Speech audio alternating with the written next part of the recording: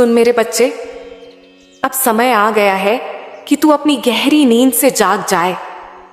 बरसों से तू खुद को कमजोर समझता रहा, हालात के बोझ तले दबता रहा। तेरे आंसू तुझे लगता था किसी ने नहीं देखे, पर तेरी हर आह मेरी आत्मा तक पहुंची है। तूने बहुत सहा, बहुत रोया, पर अब तेरे जीवन में मेरी अग्नि जलने वाली है। ये अग्नि कोई साधारण अग्नि नहीं है, ये तेरे भीतर छुपे हुए उस असली रूप को बाहर लाएगी जिसे दुनिया ने कभी देखा ही नहीं। ये अग्नि तेरे दुखों को राख कर देगी, तेरे डर को भस्म कर देगी और तुझे उसी रूप में ढालेगी जिसके लिए तेरा जन्म हुआ है। तुझे लगता है ना कि तू हार चुका है, पर सच ये है कि तेरा जीवन अभी शुरू ही नहीं हुआ। तेरा हर संघर्ष, हर आंसू, हर असफलता सिर्फ एक तैयारी थी। अब वो तैयारी पूरी हो चुकी है और अब मैं तेरे सामने खड़ी हूं, तेरा हाथ थामने, तुझे उठाने और तुझे वो बनाने के लिए जिसके लिए तुझे इस धरती पर भेजा गया है। सुन ले मेरे लाडले, यह जो तेरा अंधेरा समय है वह स्थायी नहीं है, और यह सच है कि मैं सुन रही हूं, मैं हमेशा सुनती रही हूं। पहली बात, मैं तुझे यह बताना चाहती हूं कि दुआ का मतलब केवल सुनवाई नहीं है। दुआ एक प्रक्रिया है, एक बीज की तरह जिसे तूने बोया है। बीज जमीन में गिरने के बाद भी तुरंत नहीं उगता जब तक मिट्टी, पानी, धूप और समय का साथ न मिले। कभी कभी तू जल्दबाजी में त्वरित परिणाम चाहता है, पर मां, संसार की सूक्ष्म चालें धीरे धीरे चलती हैं। इसका यह अर्थ नहीं कि मेरी कृपा नहीं है, इसका अर्थ है कि मैं तेरे लिए उस सही समय का इंतजार कर रही हूं जब तेरा जीवन सबसे सुखद और स्थायी रूप में बदल सके। यही मेरी करुणा है। मैं तुझे वह फल तब देती हूं जब वह फल तेरे जीवन के लिए सबसे उपयुक्त और स्थायी हो। तू कहता है मां, मेरा समय कहां है? तूने कितनी बार रातों तक आंखें नम की होंगी, कितनी बार परीक्षाएं तेरे सामने आई होंगी और तू सोचता होगा कि सफलता धुएं की तरह गायब है। सुन, जो परीक्षा तूने दी है उसका परिणाम केवल कागज पर नहीं आता, वह तेरी मेहनत, तेरे इरादों और तेरे अंदर की शुद्धता का प्रतिबिंब होता है। अगर तू मन लगाकर पढ़ रहा है, अगर तूने अपनी एकाग्रता में सुधार किया है, तो मेरी कृपा उस मेहनत के साथ आएगी। पर यह याद रख कि कभी कभी परीक्षा का मार्ग सीधा नहीं होता। उस मार्ग में उतार चढ़ाव आ सकते हैं, ताकि तेरी हिम्मत मजबूत हो, तेरी समझ गहरी हो, और जब तू पुरस्कार पाएगा तो उसे संभाल भी सके। मेरे बच्चे, अब मैं थोड़ा तेरे डर और आशंकाओं की बात करूंगी, क्योंकि उनमें छुपा हुआ कर्म भी है। कई बार तू सोचता है कि मुझे भाग्य ने धोखा दिया है, पर सुन, भाग्य कठोर नहीं होता। भाग्य तू बनाता है अपनी हर छोटी सी कोशिश से, अपनी हर छोटी सी दया से, अपनी हर माफ की गई शिकायत से। श्री कृष्ण ने गीता में कहा है, कर्म श्रेष्ठ है, कर्म करना छोड़ मत। कर्म ही वह साधन है जिससे तेरा जीवन बदलता है। पर यहां एक रहस्य है जो मैं तेरे लिए खोलना चाहती हूं। कर्म करने का तरीका भी मायने रखता है। अगर तू कर्म केवल फल की लालसा में करता है तो वह कर्म एक भार बन जाता है। पर अगर तू कर्म समर्पण के साथ, बिना अपेक्षा के करता है, तो वही कर्म तेरे भाग्य का रचनात्मक तत्व बन जाता है। यही कारण है कि कभी कभी तू मेहनत के बाद भी निराश होता है, क्योंकि तेरी अपेक्षा बहुत ऊंची थी या समय का मौका पूरा नहीं हुआ। पर जब तू कर्म को समर्पण में बदल देगा, तब मेरी कृपा अपने आप तेरे पीछे आएगी। अब मैं तेरी आंखों में बैठकर एक छोटी सी कहानी बताना चाहती हूँ। इसे मैं कहानी इसलिए नहीं कह रही कि तेरे मन में शंका आए, बल्कि इसलिए कि तेरी आत्मा को एक स्पष्ट छवि ही मिले। एक छोटा सा दीपक था, ठंडी हवा में कांपता हुआ। उसने सोचा, मैं जलकर क्या करूं? उसके पास न तो कोई बड़ा अलाव था, न कोई मशाल, पर उसने आत्मा से ठान लिया कि मैं जलूंगा। आसपास अंधेरा बहुत था, पर दीपक ने स्थिरता के साथ अपनी लौ को बढ़ाया। एक बूंद पानी आई तो उसने झिझक कर नहीं बुझी। वह और भी शांत होकर जलता रहा। समय के साथ उसी दीपक के पास लोग आने लगे, मार्ग पाने लगे, और कई और दीपक उसी से प्रेरित होकर जल उठे। मेरे बच्चे, तू भी वह दीपक है। तेरा प्रकाश सबसे पहले तेरे अंदर जगना चाहिए। जब तू अपने भीतर की लौ को स्थिर कर लेगा, तब तेरी चमक अपने आप बाहर फैलेगी और तुझे मार्गदर्शन मिलेगा। मैं उस दीपक की रखवाली हूं, पर दीपक की लौ जलाना तेरे हाथ में है। तू चाहता है कि मेरी कृपा बस एक झटके में आए, पर सुन मेरी बात धैर्य से। धैर्य केवल प्रतीक्षा नहीं, धैर्य सक्रिय रहना है, जिसमें तू अपनी सीमाओं को चुनौती देता है, अपनी आदतों में सुधार लाता है, और अपनी आंच को इसलिए नहीं बुझाता कि फल अभी पास नहीं है। धैर्य ऐसा भी हो सकता है कि तू हर दिन छोटी छोटी जीत हासिल कर, एक नया गुण सीख, एक पुरानी आदत छोड़, किसी को माफ कर दे। तेरी छोटी छोटी जीतें मिलकर तेरे भाग्य का महल बनाती हैं, और मैं वहां खड़ी हूं, तेरे इन हर छोटे छोटे कदमों पर मुस्कुराती हूं और उन्हें आशीर्वाद देती हूं। अब सुन, मैं तेरा भय भी समझती हूं। कितनी बार तूने सोचा होगा कि लोग तुझे धोखा दे रहे हैं, कितनी बार तुझे लगा होगा कि लोग तेरे इरादों को झूठा कह रहे हैं, पर याद रख, हर व्यक्ति तेरी राह का आईना है। कुछ लोग तेरी परीक्षा लेते हैं, कुछ लोग तेरी सीख बनते हैं, और कुछ लोग तुझे स्मरण कराते हैं कि तू अपनी आत्मा का धैर्य कैसे रखे। मैं तुझे यह भी देती हूं, अलग होने का साहस। जब कोई व्यक्ति बुरा व्यवहार करे तो उसका प्रतिशोध लेना आसान है, पर सच्चा पराक्रम यह है कि तू उस कष्ट से सीख ले और उसे अपनी उन्नति का उपकरण बना दे।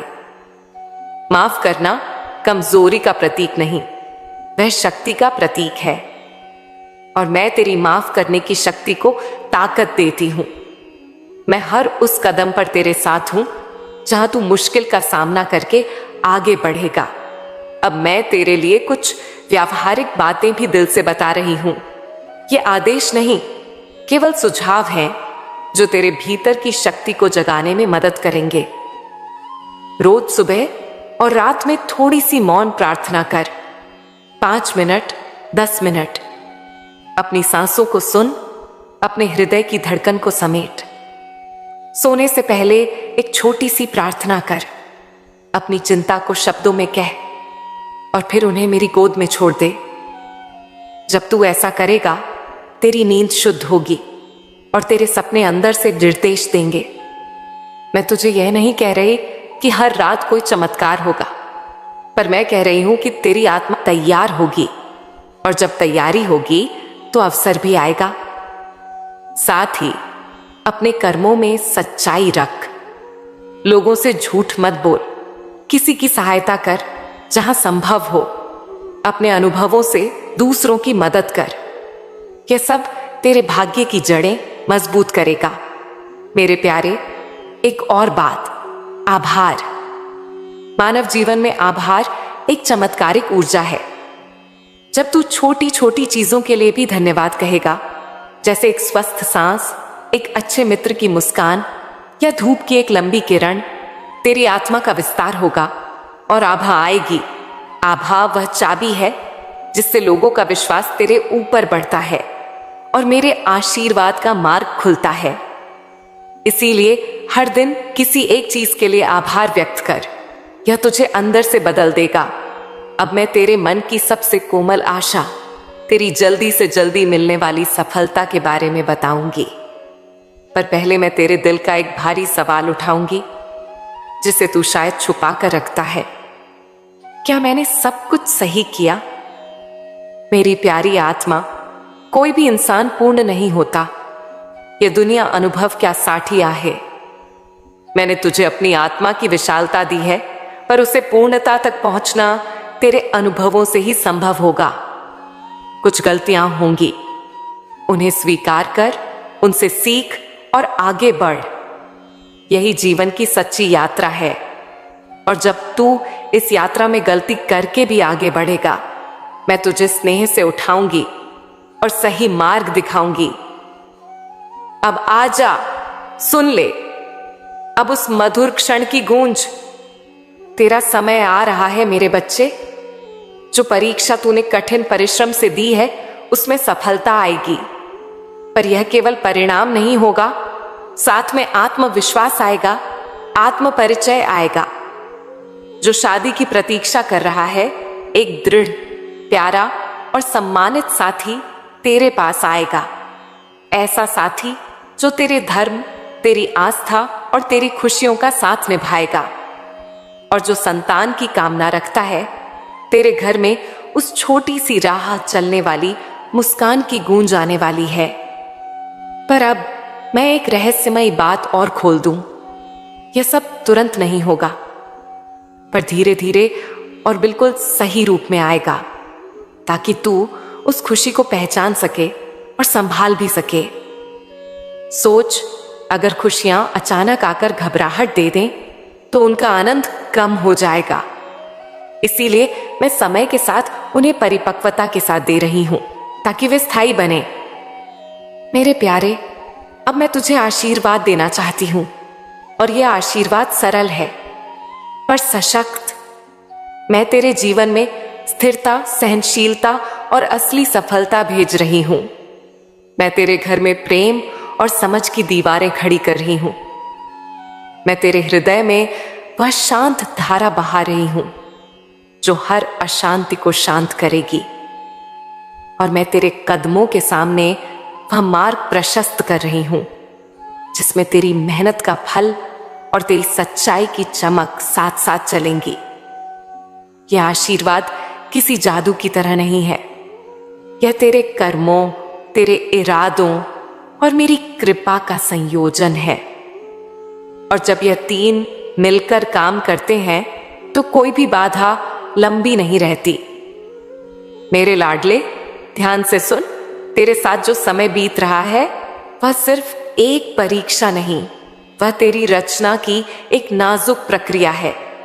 जो तूने अभी तक देखा, जो दर्द, जो अकेलापन, जो हंसी रोना, सब कुछ इसीलिए आया कि तेरी आत्मा और तेरे चरित्र को परखा और परिपक्व किया जा सके।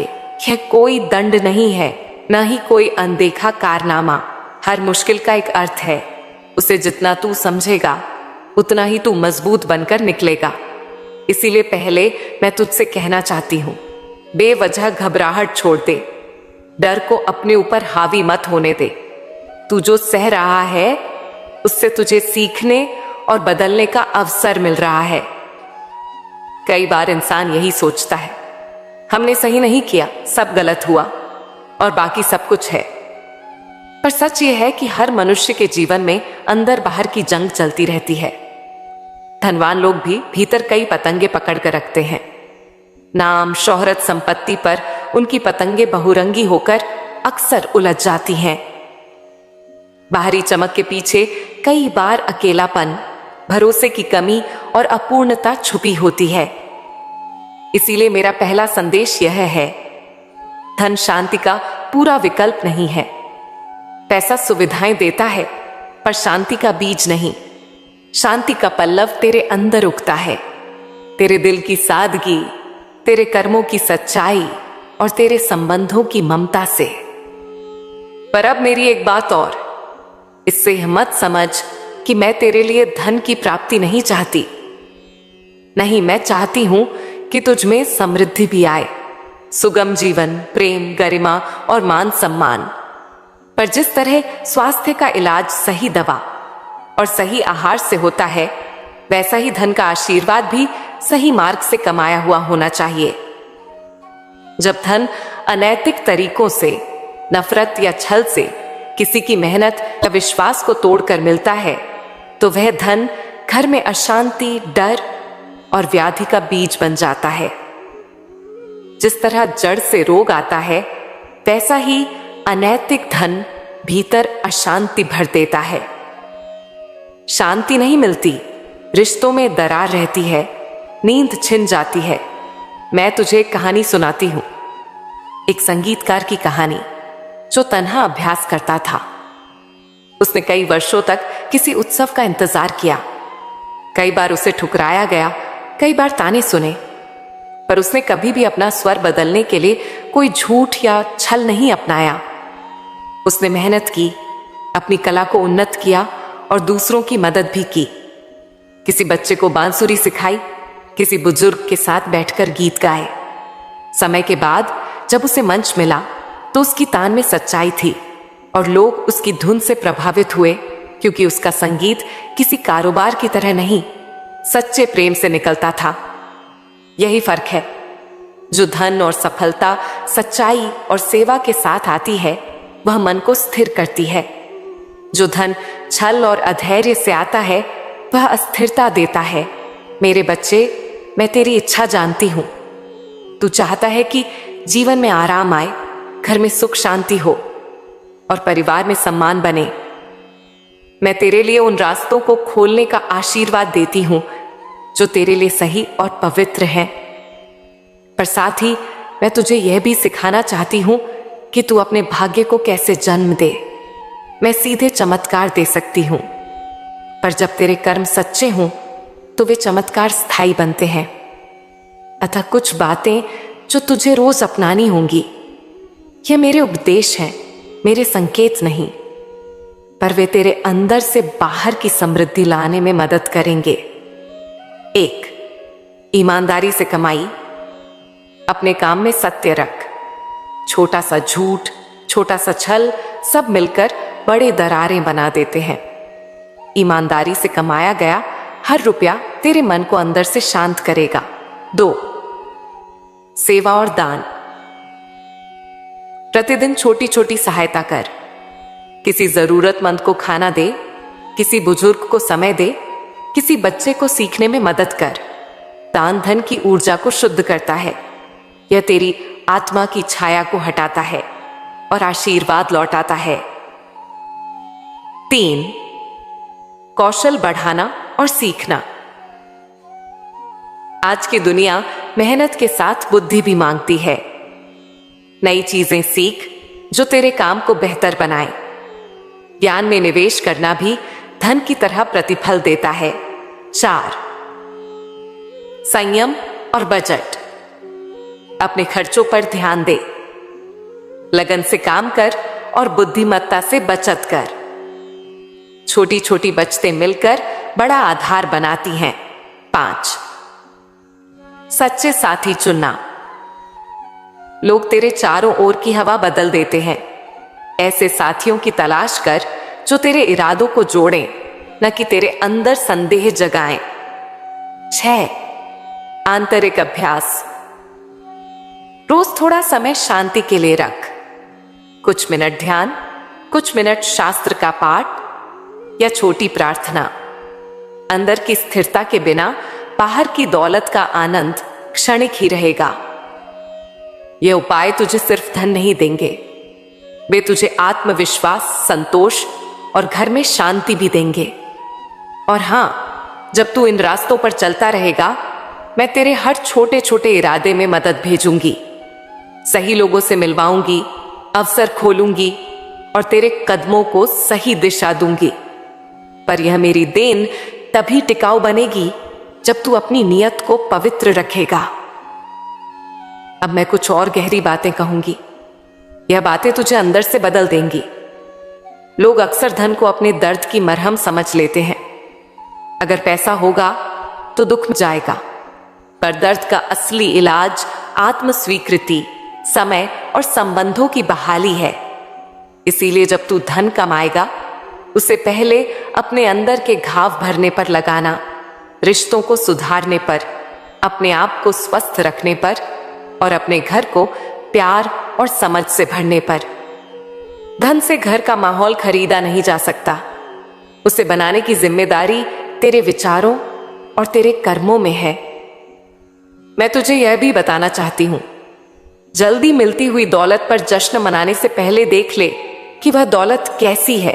अगर वह तेरी आत्मा को कमजोर बनाने वाली है, भय, चोरी, छल या निर्लज्जता से जुड़ी, तो उसे धन कहकर मत रख। असली दौलत वही है जो तेरे परिवार को सुरक्षा दे, तेरे मन को शांति दे और तेरे कर्मों की गरिमा बढ़ाए।